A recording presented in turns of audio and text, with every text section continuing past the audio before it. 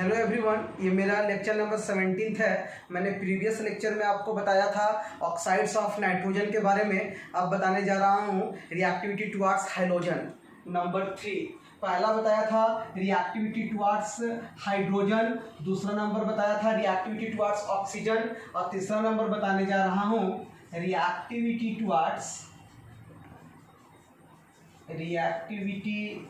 Towards halogen. देखेंगे कि elements of group 15 combines with halogen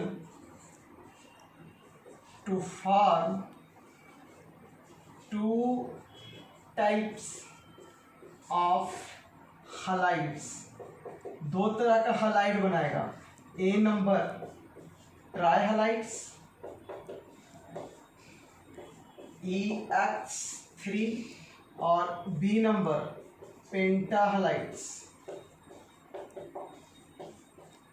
EX5, where E is elements of group 15 and X is halogen, fluorine, chlorine, bromine, iodine. यहाँ पेंटा halide में भी ई जो है elements of group 15 है, जैसे में नाइट्रोजन, फास्फोरस, ठीक, आर्सेनिक, एंटीमनी, बिस्मथ। लेकिन यहाँ पे नाइट्रोजन नहीं, पेंटा हलाइड नहीं बनाता है। बता रहे हैं कि क्यों नहीं बनाता है। तो हम लोग पहला नंबर देखने जा रहे हैं ट्राई हलाइड्स EX3। लिखेंगे कि elements of group 15 combines with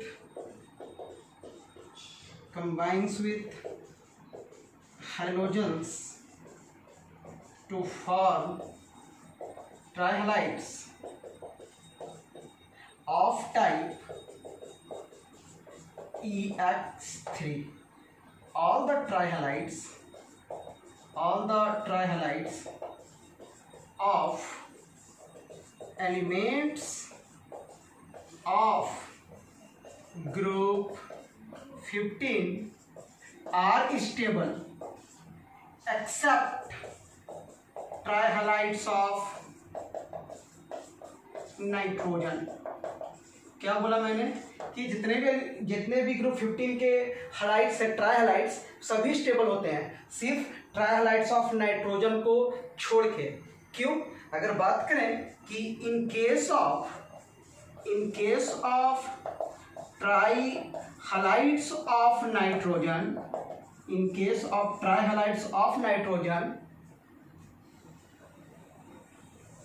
only सिर्फ NF3 इज स्टेबल। लिखेंगे कि द कॉज ऑफ, क्या कारण है भाई, तो द कॉज ऑफ अनस्टेबिलिटी, जो स्टेबल नहीं होता है tri halides of nitrogen, the cause of instability of tri halides of nitrogen, जैसे में कौन NCl3, NBr3, Ni3 ट्राइलाइड्स of nitrogen. जैसा मैंने बोला था कि सच एज कौन, तो NCl3, NBr3, Ni3 each is due to weak NCl, NBr and Ni bond. क्यों? तो because of large difference in their atomic size. अब देखिए क्या बोले हम लोग देखते हैं ऐसे कि boron, carbon, nitrogen, oxygen, fluorine, chlorine, bromine, iodine, right. अब हम देखें कि नाइट्रोजन और फ्लोरीन सेम पीरियड का है। बहुत ज़्यादा एटॉमिक साइज में डिफरेंस नहीं होता है, तो ये दोनों के बीच का जो बॉन्ड लेंथ होगा वो ज़्यादा नहीं होगा। लेकिन जब डाउन द ग्रुप आए तो बॉन्ड लेंथ का डिफरेंस बढ़ते जा रहा है, बॉन्ड का लंबाई जो है वो बढ़ते जा रहा है। मैंने बताया था कि जैसे जैसे बॉन्ड लेंथ बढ़ता है वैसे वैसे बॉन्ड डिसोसिएशन एंथैल्पी घट जाता है। तो ज़्यादा स्टेबल कौन होगा? NF का बॉन्ड होगा, उससे कम NCl का, उससे कम NBr का, सबसे कम कौन हो जाएगा? Ni3 का। तो इसीलिए NF3 स्टेबल होता है, क्योंकि ये दोनों के बीच का बॉन्ड लेंथ कम होता है, बॉन्ड डिसोसिएशन एंथैल्पी ज़्यादा होता है, स्टेबिलिटी ज़्यादा होता है। या फिर दूसरा रीजन अगर बताएं हम लोग कि फ्लोरीन का पोलराइजिंग पावर बहुत ज़्यादा होता है, एटॉमिक साइज बहुत छोटा होता है फ्लोरीन का, राइट।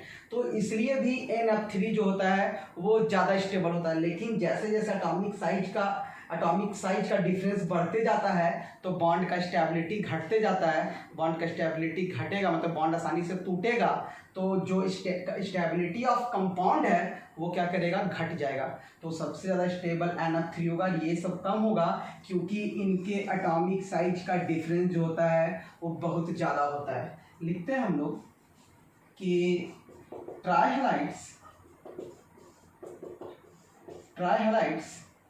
एक्सेप्ट को छोड़ के BiF3, trihalides except BiF3 are covalent in nature. और BiF3 जो है, क्या छोड़े इसको, तो उसी के बारे में बता रहे कि BiF3 इज आयोनिक। क्यों? तो due to very high metallic character of bismuth, metallic character of bismuth. सुन लीजिए, जितने भी ट्राइहलाइड्स होते हैं सिर्फ BiF3 को, सारे कोवैलेंट होते हैं, लेकिन BiF3 जो है वो आयोनिक होता है। क्यों? क्योंकि बिस्मथ का मेटालिक कैरेक्टर ज़्यादा होता है, राइट। अब बात करते हैं हम लोग इसका structure of trihalides. Structure of trihalides मतलब EX3 लिखते हैं। In all these trihalides central atom कौन? E, और E कौन है? Elements of group 15, elements of group 15 undergoes sp3 hybridization state by forming, कितने हाइब्रिड ऑर्बिटल मिलेंगे? by forming sp3 होता है S का एक ऑर्बिटल और P का 3 orbital, by forming 4 hybrid orbitals due to presence of 3 bond pairs and one lone pair, they have, इन लोगों के पास ट्राइगोनल पिरामिडल क्या चीज है? स्ट्रक्चर। अब बना के दिखाते हैं कि कैसे। हम लोग बात कर रहे हैं स्ट्रक्चर ऑफ ट्राइहलाइड्स। एक एग्जांपल ले लेते हैं PCl3 का। तो फास्फोरस आइटम का एटॉमिक नंबर होता है 15, balance cell electronic configuration 3s2 और 3p3 और 3d0, S में 2, P में 3। क्लोरीन 3 है तो 3 अनपेयर्ड इलेक्ट्रॉन चाहिए हमको बॉन्ड बनाने के लिए। 3 है अनपेयर्ड इलेक्ट्रॉन, क्लोरीन ले लीजिए। क्लोरीन का होता है 3s2 3p5, S में 2, P में 5। कैसे भरे थे? ऐसे नहीं भरते हम लोग, पहले ऐसे भरते हैं, सिंगली भरे, उसके बाद डबलिंग स्टार्ट करते हैं। क्लोरीन आज है, 3 क्लोरीन है, 3s2, 3p5, S में 2, P में 5, 1 2 3 4 5। एक और क्लोरीन आइटम है, 3s2, 3p5। 3 बॉन्ड हम लोग को बनाना है। यहाँ से ये गया, ये फॉर्म किया सिग्मा बॉन्ड, ये भी यहाँ से सिग्मा और ये भी यहाँ से सिग्मा। सिग्मा तक हम लोग हाइड्रोजन काउंट करते हैं यहाँ तक, तो हो गया sp3। कितना लोन पेयर कितना बॉन्ड पेयर आप देख सकते हैं कि 1 लोन पेयर और 3 बॉन्ड पेयर। अभी हम इससे पहले भी लिखे थे कि due to presence of 3 bond pairs and 1 lone pair they have trigonal pyramidal structure. मतलब E elements of group 15, okay, और 3 ठो हाइड्रोजन एटम्स। तो हम लोग बनाते PCl3 का, तो P का क्या देख रहे हैं कि एक लोन पेयर है। लोन पेयर वैसा बॉन्ड पेयर, वैसा पेयर ऑफ इलेक्ट्रॉन जो बॉन्डिंग में पार्टिसिपेट नहीं करता है, तो वैसे पेयर को कहते हैं हम लोग लोन पेयर, और जो बॉन्डिंग में पार्टिसिपेट कर रहा है उसको कहते हैं हम लोग बॉन्ड पेयर।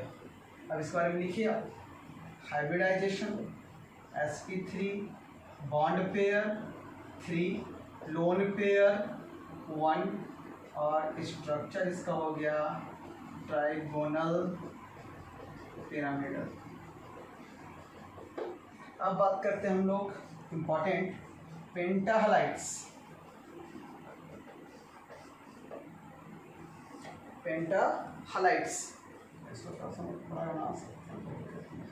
हाँ पेंटाहलाइड्स लिखेंगे। सबसे इम्पॉर्टेंट क्वेश्चन पेंटाहलाइड का कि नाइट्रोजन आइटम पेंटाहलाइड्स क्यों नहीं बनाता है, तो लिखेंगे सबसे पहले वही चीज लिख देते हैं कि nitrogen atom does not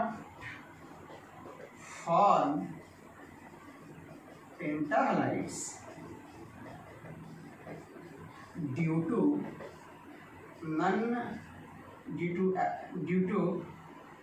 non availability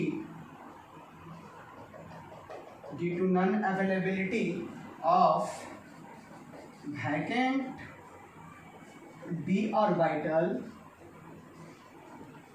in its valence shell। मतलब कि NCl5 एग्जिस्ट नहीं करता है लेकिन PCl5 एग्जिस्ट करता है। क्यों? क्योंकि नाइट्रोजन पेंटाहलाइड नहीं बनाता है। क्यों नहीं बनाता है? तो क्योंकि इसके पास वैकेंट d ऑर्बिटल उनके वैलेंस शेल में नहीं होते हैं, इसलिए ये पेंटाहलाइड के जो नाइट्रोजन वो पेंटाहलाइड्स नहीं बनाते हैं। कैसे आप देख लीजिए, नाइट्रोजन का वैलेंस शेल का इलेक्ट्रॉनिक कन्फिग्रेशन 2s2 और 2p3, राइट। तो इसके बगल में आ जाएगा 3s 3p, d ऑर्बिटल नहीं है। लेकिन बात करें जब फास्फोरस का, तो 3s2 3p3 और बगल में 3d पूरा वैकेंट होता है। तो नाइट्रोजन फास्फोरस जो है वो अपना क्या बढ़ा सकता है वैलेंसी को, मतलब कि उसका इलेक्ट्रॉन डी में भी जा सकता है, प्रमोट कर सकता है डी में अपना इलेक्ट्रॉन को फास्फोरस, लेकिन नाइट्रोजन अपना इलेक्ट्रॉन को डी में प्रमोट नहीं कर सकता है। इसीलिए यहाँ PCl5 एग्जिस्ट करता है लेकिन NCl5 नहीं करता है, क्योंकि नाइट्रोजन एटम के पास वैकेंट डी ऑर्बिटल नहीं होता है। अगर हम बात करें स्ट्रक्चर, इसका स्ट्रक्चर ऑफ पेंटाहलाइड्स, तो लिखेंगे कि in all these pentahalides central atom E undergoes sp3d hybridization state due to presence of 5 bond pairs and 0 lone pair, they have trigonal pyramidal structure. आप देख सकते हैं यहाँ पे हम लोग एग्जाम्पल में अब यहाँ ले लेते हैं हम लोग structure of penta halides, right. Penta halides लें तो हम लोग देखेंगे, इसको मिटाना ही पड़ेगा। CF5 में फास्फोरस आइटम का ग्राउंड स्टेट में 3s2 और 3p3 होता है। ये ग्राउंड स्टेट का इलेक्ट्रॉनिक कन्फिग्रेशन है, लेकिन हमको चाहिए 5 अनपेयर्ड इलेक्ट्रॉन और इसके पास मात्र 3 अनपेयर्ड इलेक्ट्रॉन है। तो इसका इलेक्ट्रॉन को हम लोग को प्रमोट करना होगा आगे। तो क्या कर सकते हैं कि इसको हम लोग ले जाते हैं एक्साइटेड स्टेट में, 3s 3p और बगल में होता है 3d। s का एक इलेक्ट्रॉन चला गया p ऑर्बिटल और p का एक इलेक्ट्रॉन आगे प्रमोट हो गया। d में हमको 5 अनपेयर्ड इलेक्ट्रॉन चाहिए था, 1 2 3 4 5। क्लोरीन 5 एज यूजुअल जैसे इससे पहले बनाया था आपको। क्लोरीन 3s2 3p5 1 2 3 4 5 और देखें क्लोरीन 3s2 3p5 s में 2 p में 5 1 2 3 4 5 और देखें chlorine atom 3s2 3p5 s में 2 और p में 5 1 2 3 4 5 और क्लोरीन हमको 5 क्लोरीन देखना है और 5 अनपेयर्ड है, 5 सिग्मा बनेगा।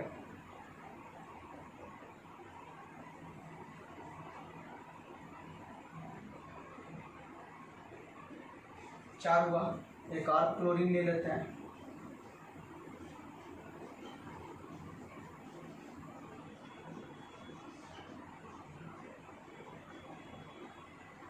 चलिए बॉन्ड बनाते हैं, सिग्मा सिग्मा सिग्मा सिग्मा और बी यहाँ से आया सिग्मा। देख लीजिए सारा सिंगल है, कोई भी डबल इलेक्ट्रॉन नहीं बचा ऑर्बिटल में, मतलब सब के सब पेयर्ड है, अनपेयर्ड कोई नहीं है। तो 5 गो आपका बॉन्ड बन गया सिंगल बॉन्ड। तो इसका वाइब्रेशन सिग्मा तक ही नहीं, यहाँ तक सिग्मा का बना है, तो हो गया sp3d। स्ट्रक्चर कैसा होगा इसका देख लीजिए।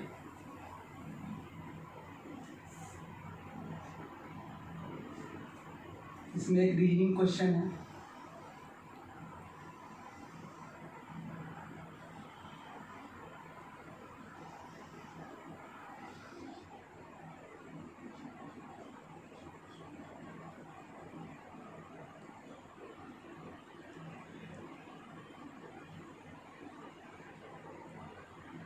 ये एक्सियल बॉन्ड है, एक्सियल, ये क्लोरीन एटम्स है, ठीक। ये भी एक्सियल, ये भी एक्सियल, ये इक्वेटोरियल, ये भी equatorial. A stand for axial और 90 डिग्री का एंगल होता है, और ई स्टैंड फॉर इक्वेटोरियल, ये होता है 120 डिग्री पे, 120 डिग्री का होता है, राइट। अब बताइए ये जो है वो है 90 डिग्री, 90 डिग्री का, और ये जो है ये है 120 डिग्री का। अब बताइए ज़्यादा रिपल्सन किस में होगा। हम लोग जानते हैं कि जितना कम बॉन्ड एंगल होगा उतना ज़्यादा उसमें रिपल्सन होगा, जितना ज़्यादा बॉन्ड एंगल होगा उसका रिपल्सन उतना कम होगा। तो जो एक्सियल बॉन्ड है वो ज़्यादा रिपल्सन सफ़र करता है देन दैट ऑफ इक्वेटोरियल, इसीलिए एक्सियल बॉन्ड लंबा हो जाता है। ये हो जाता है 2.14 एंगस्ट्रम और ये होता है 2.02 एंगस्ट्रम। इसको हम लोग 214 पिकोमीटर बोल सकते हैं और इसको बोल सकते हैं 202 पिकोमीटर। पता है ऐसा क्यों? रीजनिंग क्वेश्चन है, बहुत इंपॉर्टेंट है कि इन PCl5 axial bond is longer than equatorial bond. Why? तो लिखेंगे कि इन PCl5 axial bonds are longer than equatorial bonds. This is due to fact that axial bond suffer more repulsion than that of equatorial bonds. क्या समझ में आया आपको कि बहुत इंपॉर्टेंट क्वेश्चन है, पूछता है कि PCl5 में एक्सियल बॉन्ड्स का लंबा होता है देन दैट ऑफ इक्वेटोरियल, तो उसका आंसर है क्योंकि एक्सियल बॉन्ड जो है वो 90 डिग्री पे है और जो इक्वेटोरियल बॉन्ड है वो 120 डिग्री पे है, तो जितना कम बॉन्ड एंगल होगा उसमें उतना ज़्यादा रिपल्सन होगा, मतलब उसका बॉन्ड उतना ज़्यादा लंबा होगा, इसीलिए एक्सियल बॉन्ड जो होता है वो लॉन्गर होता है, लार्जर होता है देन दैट ऑफ किससे, इक्वेटोरियल से। अब बात करने जा रहे हैं हम लोग कंपाउंड्स ऑफ डाइनाइट्रोजन, जिसमें हम लोग बात करेंगे कंपाउंड्स ऑफ नाइट्रोजन, जिसमें पहला कंपाउंड है डाइनाइट्रोजन। हम लोग बात करेंगे डाइनाइट्रोजन का, N2 नाम है इसका डाइनाइट्रोजन। सबसे पहले हम लोग पढ़ेंगे इसका प्रिपरेशन।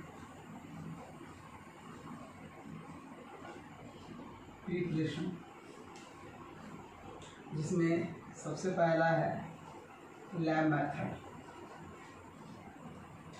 तो by heating equimolar mixture of ammonium chloride, नाम है इसका ammonium chloride with sodium nitrite. Sodium nitrate का मॉलिक्यूलर फॉर्मूला होता है NaNO3, ये सोडियम नाइट्राइट है, नाइट्रेट नहीं, तो हो जाएगा NaNO2। चलिए ले लेते हैं हम लोग ammonium chloride NH4Cl, sodium nitrite NaNO2, heat कर देते हैं। सबसे पहले कोई रिएक्शन में कि कैसे क्या बनेगा, तो सबसे पहले देखिए कि मेटल है और हाइड्रोजन है, तो सबसे पहले मेटल हाइलाइट बना दीजिए। देखिए इसमें कोई मेटल है सोडियम, हाइड्रोजन देखिए है Cl, तो ऑब्वियसली यहाँ पर सबसे पहले क्या बनाएंगे NaCl, और कुछ जो चीज़ हमको बनाना है, किसका प्रिपरेशन करना है N2 का, और क्या बनेगा वाटर। बैलेंस कीजिए, यहाँ पे देख लें हाइड्रोजन 4 है, तो यहाँ पे ले लेते हैं 2, ओके। अब ऑक्सीजन 2 है, नाइट्रोजन 1 और 1 2, यहाँ भी 2 है, क्लोरीन 1 है, बैलेंस है। ये था lab method first. Second, by heating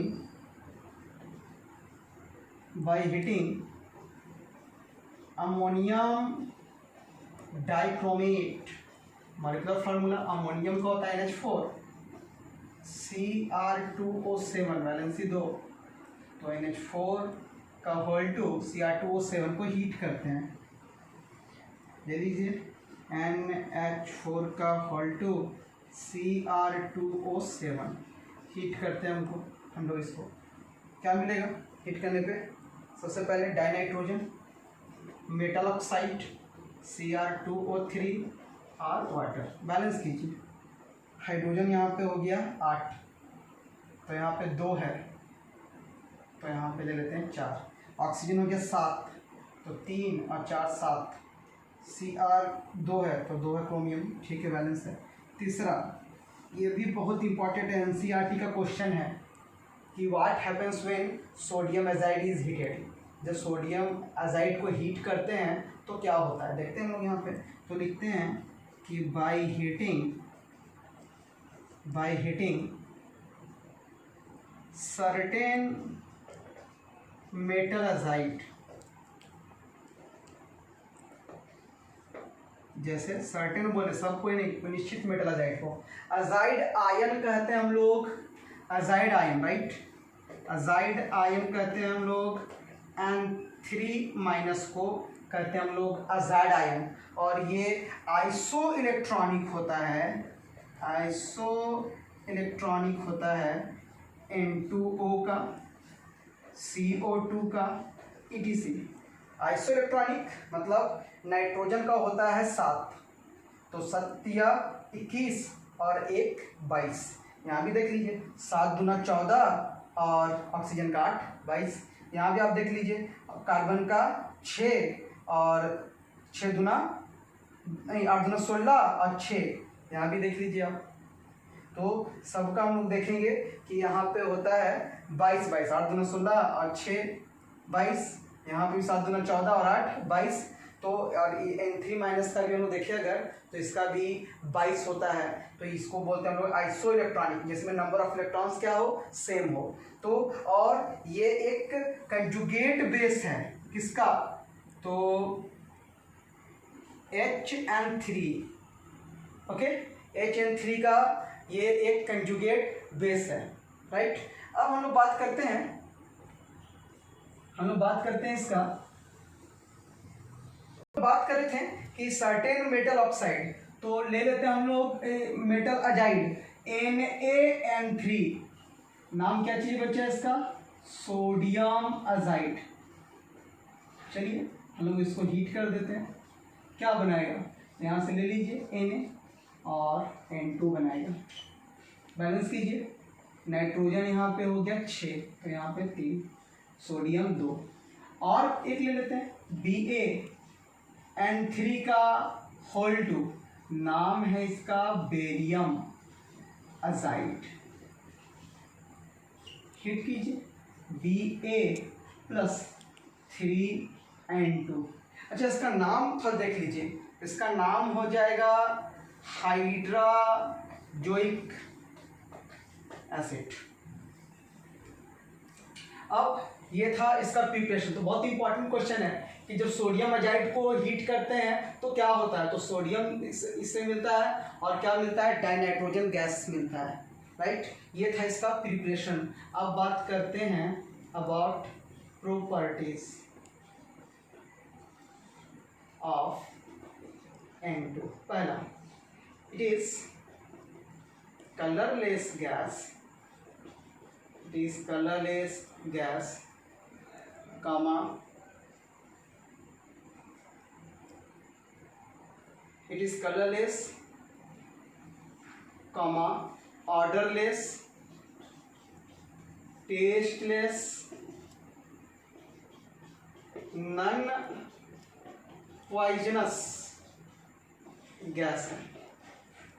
मतलब न इसका कलर होता है, न इसका स्मेल होता है, न इसका टेस्ट होता है, ठीक है, और नॉन पॉइजनस भी होता है ये।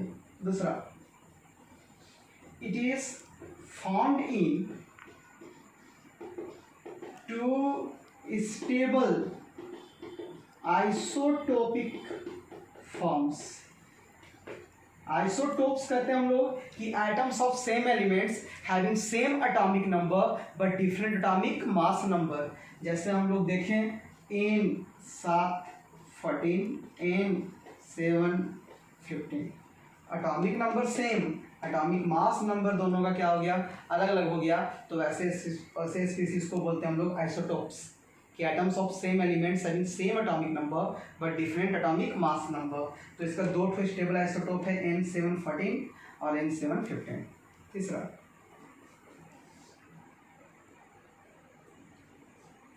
Very low solubility in water. 4, N2 is least reactive, N2 is least reactive at room temperature। क्यों, तो because of very high bond dissociation enthalpy of n triple bond N मतलब N2, और ये होता है 946 किलो जूल पर मोल, 946 kilo joule पर मोल। तो एक रीजनिंग क्वेश्चन बन गया कि why N2 is least reactive at room temperature. क्या होगा, क्यों रिएक्टिव कम होता है?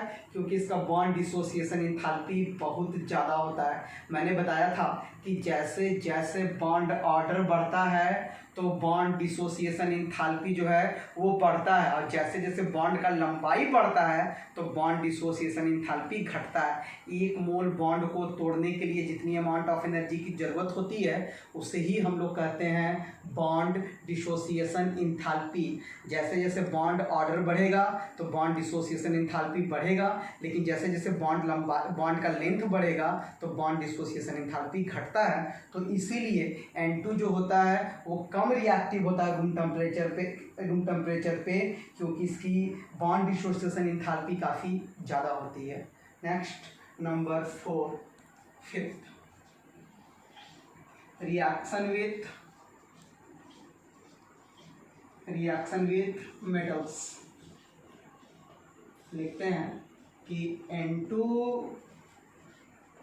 combines with metals on heating to form metal nitrides, respective metal nitride।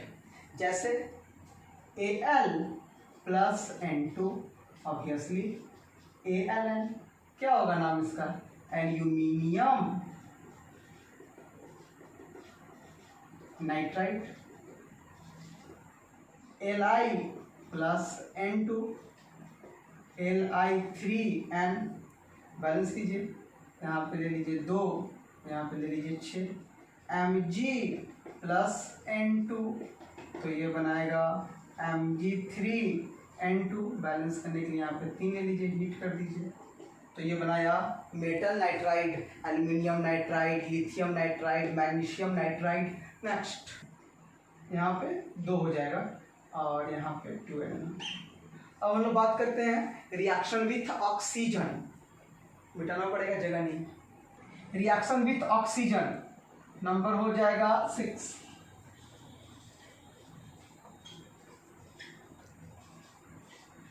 लिखते हैं कि N2 combines with O2 at very high temperature 2000 Kelvin to form nitric oxide. Reaction देखिए कि N2 combines with O2 at very high temperature to form nitric oxide। Next, 7th number, reaction with dihydrogen। लिखते हैं कि N2 combines directly with dihydrogen under certain condition to form ammonia. ठीक, reaction देखिए कि N2 plus 3H2 reversible reaction है और ये बना दिया 2NH3 गैस, ये भी गैस, ये भी गैस, और सर्टेन कंडीशन बोले थे तो यहाँ पे लगभग 700 केल्विन टेम्परेचर, 200 एटमॉस्फेरिक प्रेशर और आयरन और मॉलिबेनम, MO नाम है इसका, मॉलिबेनम, एटॉमिक नंबर होता है इसका 42, और आयरन जानते हैं आप लोग इसका एटॉमिक नंबर होता है 26। इसका यूजेस अगर बात करें कि डाई नाइट्रोजन का यूज़ कहाँ कहाँ करते हैं, तो सबसे पहला मैन्युफैक्चर ऑफ अमोनिया, और इस प्रोसेस को हम लोग जानते हैं हैबर्स प्रोसेस के नाम से। हैबर्स प्रोसेस में क्या करते हैं कि डाई नाइट्रोजन को डायरेक्टली कंबाइन करवाते हैं डाई हाइड्रोजन से कुछ निश्चित कंडीशंस में, जैसे में टेम्परेचर, प्रेशर, कैटलिस्ट वगैरह में, ठीक है, और बनाते हैं अमोनिया। इस प्रोसेस को जानते हैं हम लोग यहाँ पे हैबर्स प्रोसेस के नाम से। पहला यूज़ डाई नाइट्रोजन का कि मैन्युफैक्चर ऑफ अमोनिया। दूसरा, ये N2 का इस्तेमाल करते हैं हम लोग रेफ्रिजरेंट के रूप में, शीतलक के रूप में। डाई नाइट्रोजन का फूड प्रिजर्वेटिव हम लोग देखते हैं कि लेस कुरकुरे वगैरह में कौन सा गैस भरा होता है, तो डाइनाइट्रोजन गैस ही भरा हुआ होता है उसमें, राइट। और तीसरा, इसका इस्तेमाल हम लोग करते हैं फर्टिलाइजर्स वगैरह बनाने में, और इसका इस्तेमाल हम लोग करते हैं इनर्ट एटमॉस्फेयर में, जैसे आयरन और स्टील के इंडस्ट्री में हम लोग इस्तेमाल करते हैं इसका इनर्ट गैस के रूप में हम लोग, क्योंकि बहुत ज़्यादा रिएक्टिव नहीं होता, इनर्ट एटमॉस्फेयर क्रिएट कर सकता है ये। अब हम लोग नेक्स्ट क्लास में पढ़ेंगे अमोनिया। Thank you.